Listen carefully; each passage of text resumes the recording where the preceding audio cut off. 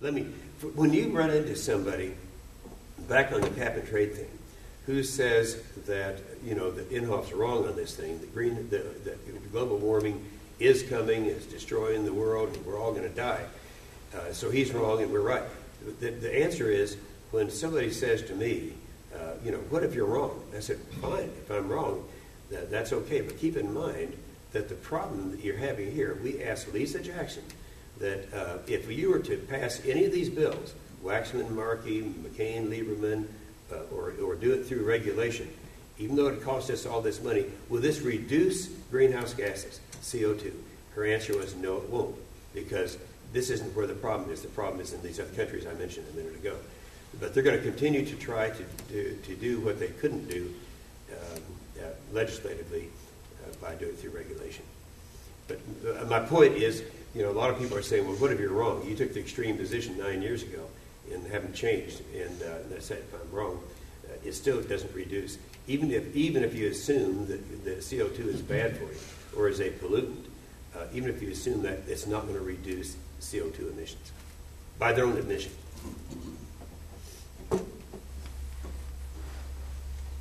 Yes, you mentioned your forecast for the Senate in 2012. Uh-huh. What about the presidential? What do you think? Oh boy, that's a tougher one, because this. I'm going to try to use words that are a little bit nicer than I normally do. I used to say that Bill Clinton could say something that wasn't true with the greater conviction than anybody I knew. This guy is better than Bill.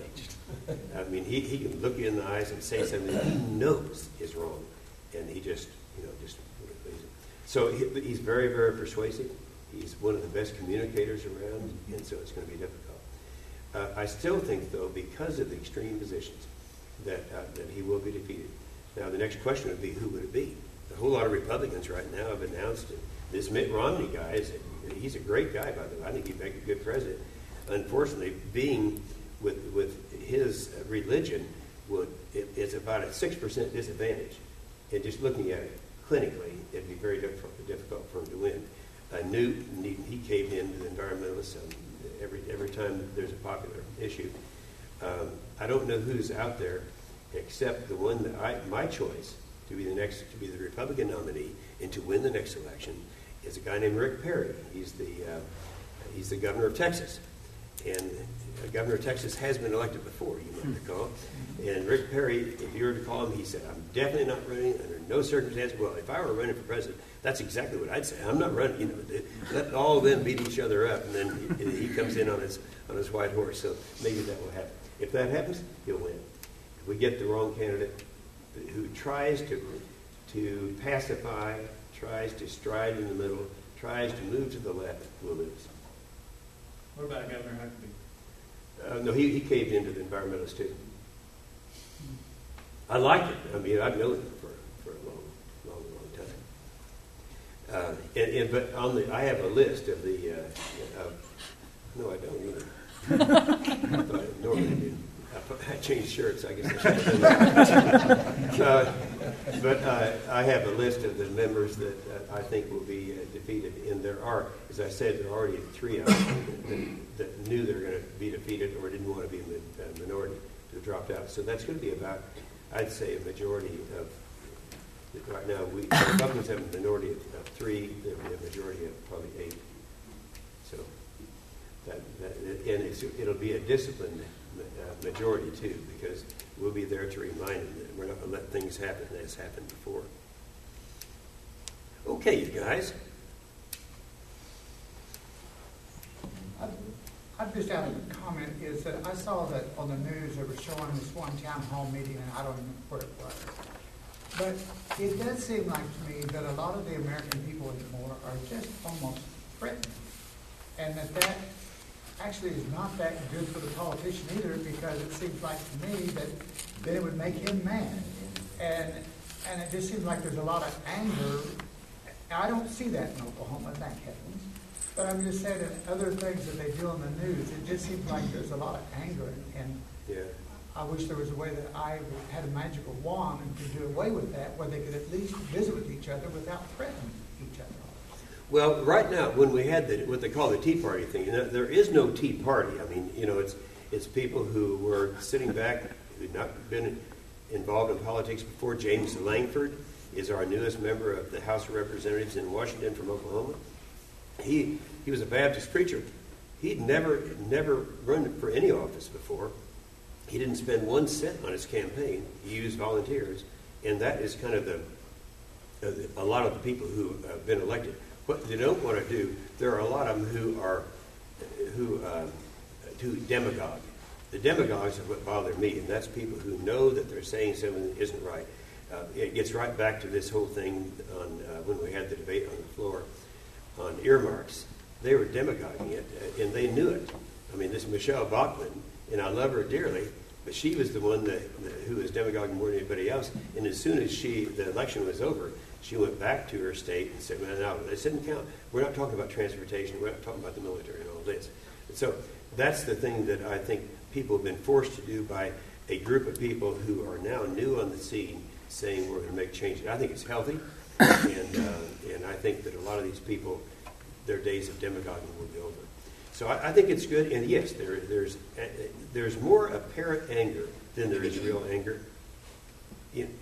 I'll never forget when I was first elected was 1994.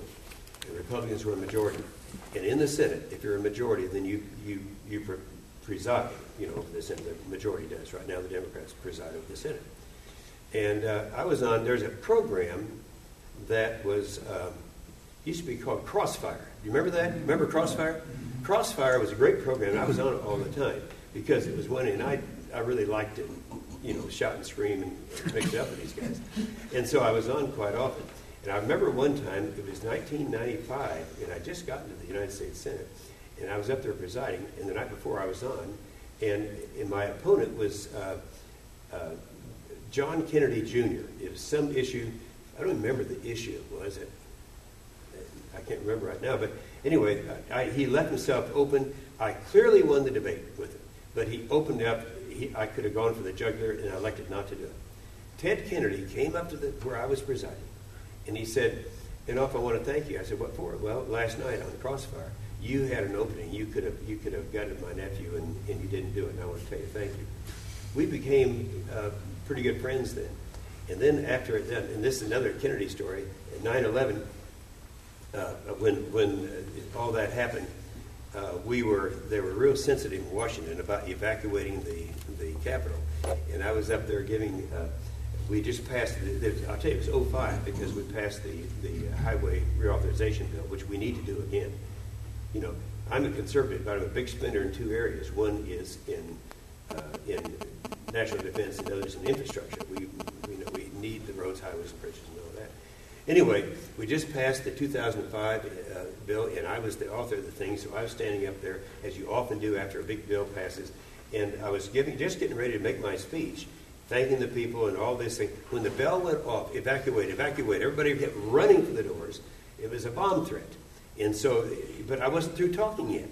So I stayed there and talked for 30 minutes about the infrastructure. Nobody was there to hear me, but the cameras were still on. And so I did this. And then I started out the door. And it's really spooky when you're in the United States Capitol and you're the only one there. And I was walking out, and I was walking down the steps. Elevators were stopped working and all that.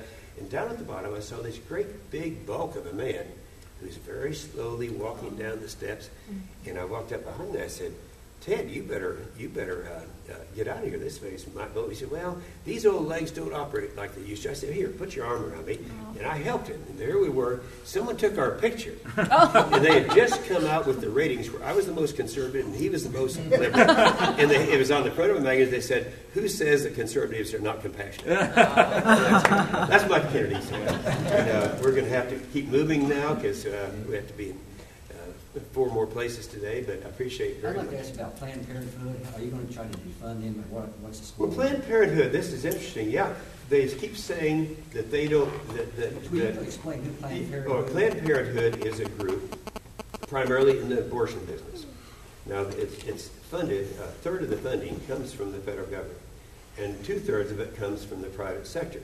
And so, when they say that they don't use federal money for abortions, well, technically they might be right. because they're using the money that comes from other sources. Then they use this money for something else. No one's figured out what that is yet. So it's primarily an abortion effort, and I don't know how far they are from here, but in Tulsa, right down in a huge building they have down in Peoria, and it's abortion counseling and then references for abortions. That's what Planned Parenthood is. Is it correct to do about 1,000 a day? Is that Well, probably more than that. You mean nationwide? nationwide? Probably. Yeah. So A lot of people, I was showing somebody, showing you, these are my 20 kids and can you get that?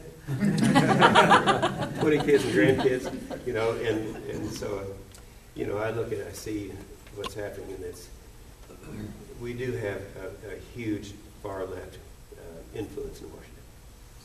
Yes, sir. Did you enjoy landing on a new 5,000? I did. All right, confession's good for the soul. You ready for this?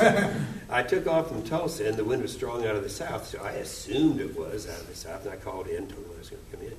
And I landed to the south, only to find out that I had to land. There's a north wind. I landed downwind, and I said to who was sitting next to me, it was Jerry back here, and I said, I'm glad we have this nice long runway since I just landed downwind. Senator, speaking of wind, is that part of our energy plan? Wind energy. Oh yeah, it's there.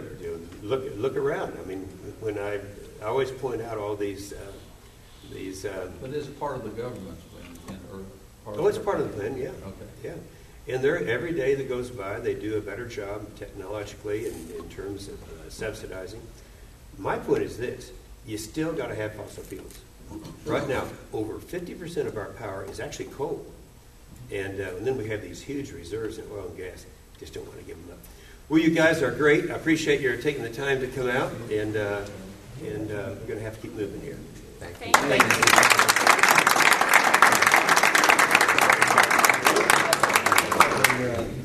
Well, you say it louder. 60%. No, that's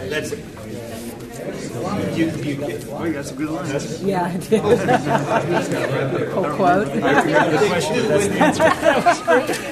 love that. I bet my cat is waiting for me. I thought you were probably thinking about your cat. I like it word for word. Hey, my pleasure. Good to see you guys.